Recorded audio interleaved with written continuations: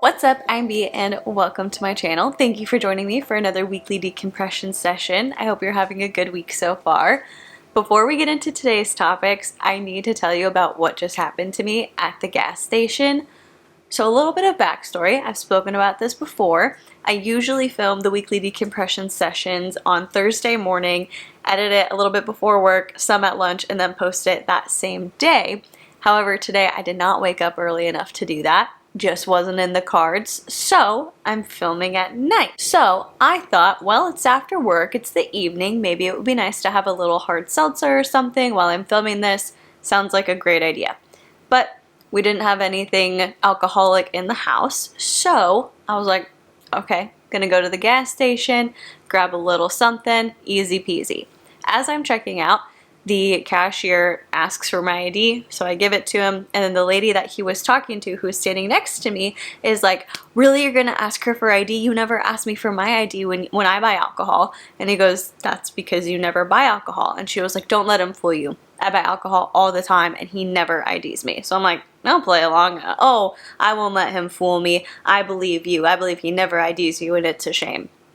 And then this lady says, well, I'm kidding, but like, I want to tell you a story before you go. You want to know why I never drink alcohol? And I said, sure. And she tells me that she was heartbroken. She was having a little bit of a tough time. So the first and only time she ever got drunk, she drank way too much and she ended up shitting her pants. And then she laughed. She put her arm over my shoulder and she said, I'm just kidding. Let's go. And like pretended like we were gonna walk out together. And it was just so funny. I don't know if she was actually kidding or if she was telling the truth. I'm not sure, but hey, she left a lasting impression on me, and that's something I'll remember for a long time. So, long story short, I'm trying the Topo Chico hard seltzer today. I've never had it before, but it's pretty good. Personally, I'm a Truly girl, but they just looked good. They looked very refreshing. They sell the ranch water, the Topo Chicos, at the Waste Management Open, and my dad got one and he really liked it, so figured I'd give it a shot. But on to today's topics. The first thing I want to talk about is this new podcast that I'm listening to. Only 4 episodes have come out yet. The rest of them are not out. I don't know the whole story, so I'm excited to hear what's going on with it. But it's called Fed Up, and it's about the F Factor diet founded by Tanya Zuckerbrot. I don't know how this story is going to go. I'm not trying to give you any spoilers, but I just want to talk about kind of the basics of it because it's super interesting to me. So this F Factor diet, it's basically just like fiber is king. Fiber above everything. Fiber. And then you can eat whatever you want in like smaller portions because you've gotten so much fiber that you're not really hungry anymore, is how I understand it. And one of the main things that this Tanya woman who founded the diet is super big on is these things called Gigi crackers, and it's basically just a cracker that is chock full of fiber, and it doesn't really have a ton of taste from what I understand. So there's a lot of like different recipes to kind of zhuzh it up and make it something that you enjoy eating. And they talk about like Gigi French toast, Gigi sandwiches, all that kind of stuff. I looked these things up and they are super expensive. You can get an imitation of the Gigi crackers at Trader Joe's for relatively inexpensive, but it has more sugar in it and there's not a ton of fiber. Like there's a decent amount, but not as much as the Gigi crackers. But I went down like a whole rabbit hole because I'd never heard of these, but they're super expensive. And I mean, the only place I found them locally was Amazon. I didn't find any stores by me that have them, but maybe because Tanya lives in New York and she's super fancy, maybe they're readily available. I don't know. But basically, this Tanya, she is a social media influencer. She's created this diet. She has like merch and conferences that she goes and speaks at, and she created her own fiber line with protein bars and protein powder that, again, like the whole selling point of those things is fiber. And so this diet works. I don't know how healthy it is if you're consuming excessive amounts of fiber. I mean, I literally take a fiber supplement. And then, you know those Thomas light multigrain English muffins? I decided to make a little just egg, which is the egg substitute sandwich with that kind of bread for breakfast. And then I was kind of hungry, so I was like, I'm going to have another one. So I had 2 English muffins, and a fiber supplement, and I went over my daily recommended amount of fiber for the day. So I don't know if those particular English muffins are just super high in fiber compared to most things, but looking at my food log, I typically meet my daily recommended fiber. So I feel like you probably don't need to be getting as much fiber as this lady is recommending. And yeah, I mean, makes sense. People are coming out saying that they have these like pains in their stomach, they're having gut issues, they're bloating, all of this. So the story kind of follows that, and then it also talks about Emily Gillis, who is another social media influencer who met Tanya once like years ago, and then eventually, I don't remember if it was through Dumois, is that how you say it? Or like something on Instagram popped up, but it was people talking about how,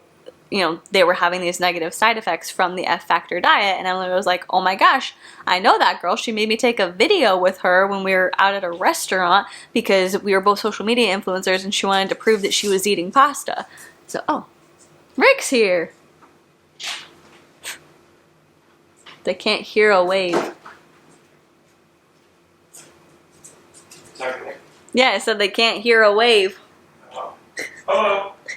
So Emily just gets really sucked into the story and starts collecting other people's stories and sharing them on her social media.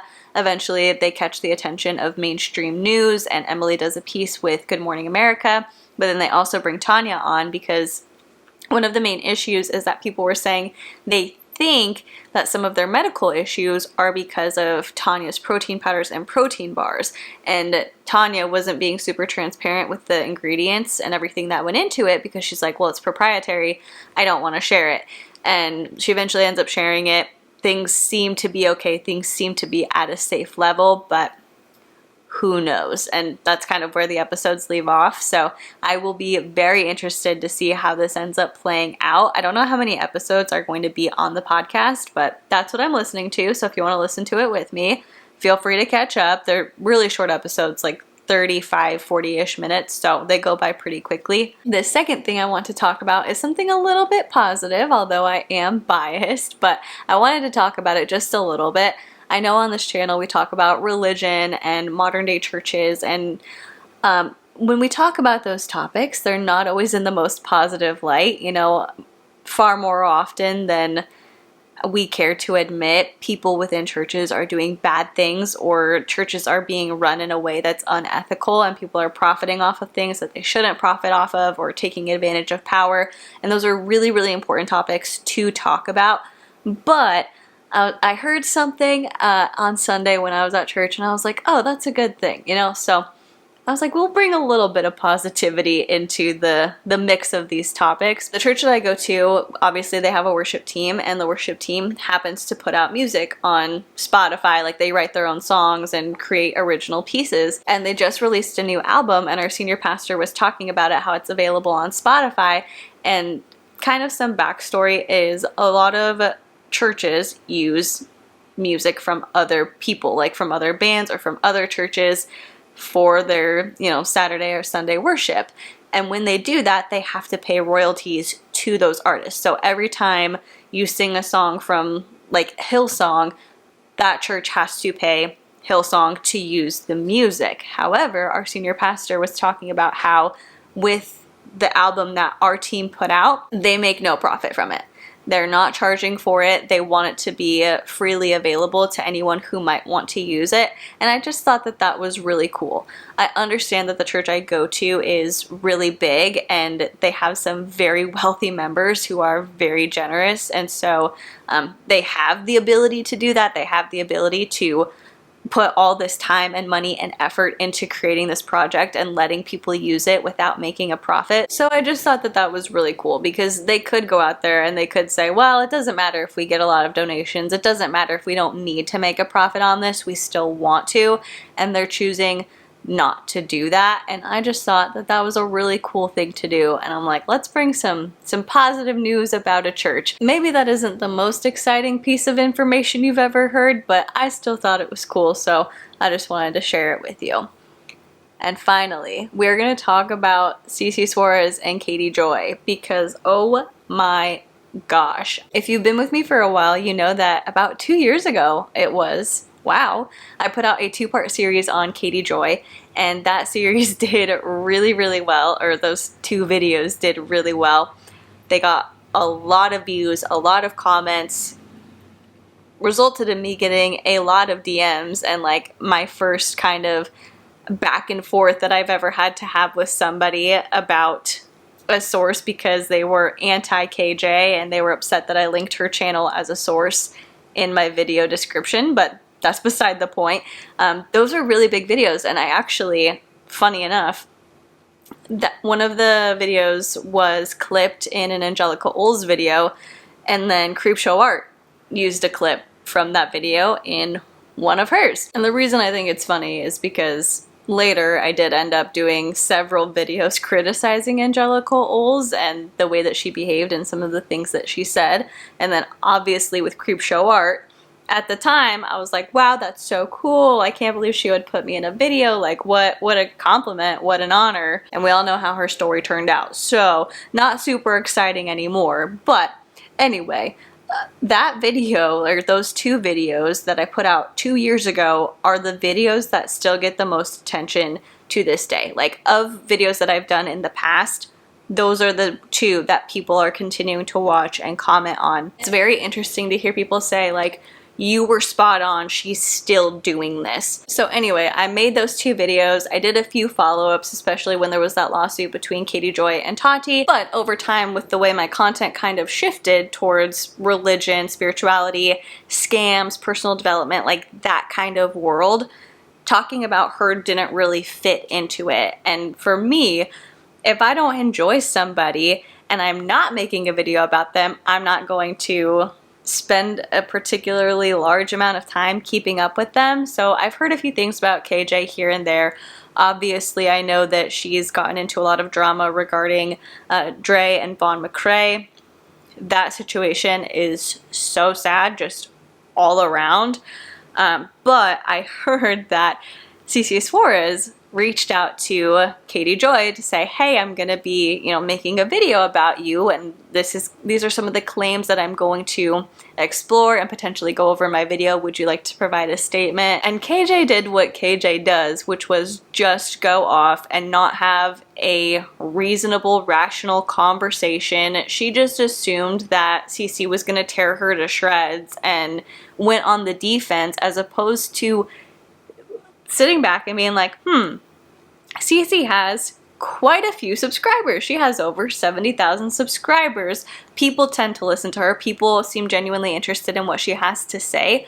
So maybe I should give a statement, or I should say, what situation in particular would you like a comment on? Are there any details that you have? Because, basically Katie's saying, you're going to make a video about me that's going to be full of lies because everything you're accusing me of can be easily debunked, which I disagree with.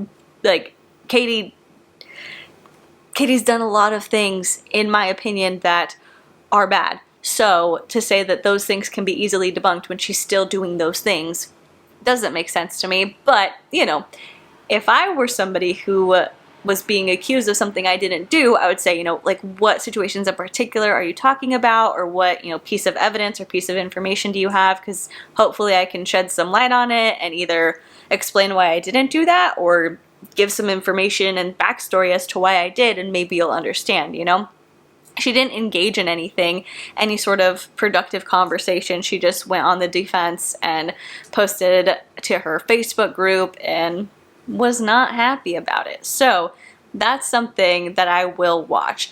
It's really funny because if you've been on YouTube for a long time, I feel like there's all these like little connections where you can kind of trace yourself watching somebody else back to this situation or that situation. And what I mean is, I used to watch Cece back in like 2017 when she had like 12,000 subscribers, and she was still doing a lot of beauty content and doing some commentary stuff. And I would watch her, I would love her videos, and then she ended up taking a little bit of a break from YouTube and came back as anti-MLM, and her channel just took off. And I was into anti-MLM for a while. At this point, my interest in it has just kind of waned a little bit. And that's not to say anything bad about anti-MLM content creators, because I think that them spreading awareness and educating consumers and being a place where people can come feel comfortable to share their MLM horror stories is great. I think it's super valuable. I just, I kind of cycle through interests, and so at this point in time, I'm not super interested in anti-MLM, but I still think it's valuable content, and I really admire and respect a lot of the creators in that genre. Anyway, because I haven't been watching a lot of anti-MLM content, I haven't been watching a lot of Cece's content, but seeing that she was going to be making a video about KJ, I said yes, I will be tuning in for that one.